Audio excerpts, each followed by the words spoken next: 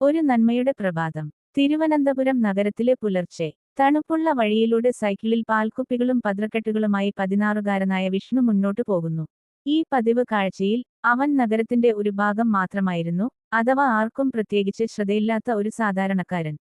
എന്നാൽ ആ പ്രഭാതം അവന്റെ ജീവിതം മാറ്റിമറിച്ചു. നഗരത്തിന്റെ തിരക്കേറിയ ഒരു റോഡിൽ ഒരു കൂട്ടം ആളുകൾ മൊബൈലിൽ ചിത്രങ്ങൾ പകർത്തുന്നതായിരുന്നു വിഷ്ണു കണ്ട കാഴ്ച.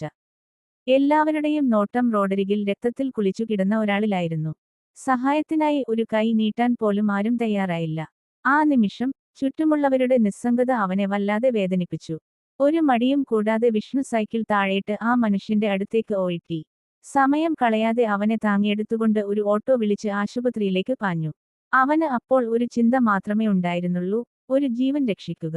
ആശുപത്രിയിൽ ആളെ എത്തിച്ച ശേഷം കൂടുതൽ ബഹളങ്ങൾക്ക് നിൽക്കാതെ അവൻ വീട്ടിലേക്ക് മടങ്ങി, തന്റെ പഠനത്തിൽ മുഴുകി. എന്നാൽ ആ സംഭവം സമൂഹമാധ്യമങ്ങളിൽ ആളിക്കെത്തി. മനുഷ്യത്വം മരിച്ചിട്ടില്ല, ഈ ചെറുപ്പക്കാരൻ നമുക്ക് ഒരു പാഠം നൽകി എന്ന തലക്കെട്ടോടെ പത്രങ്ങൾ വാർത്തകൾ പ്രസിദ്ധീകരിച്ചു.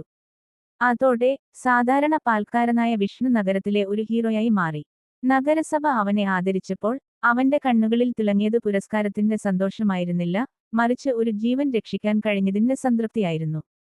പുരസ്കാരം സ്വീകരിച്ചുകൊണ്ട് അവൻ പറഞ്ഞു, മറ്റൊരാളെ സഹായിക്കുക എന്നത് ഓരോ മനുഷ്യന്റെയും കടമയാണ്. ഞാൻ എന്റെ കടമ ചെയ്തു, അത്രമാത്രം.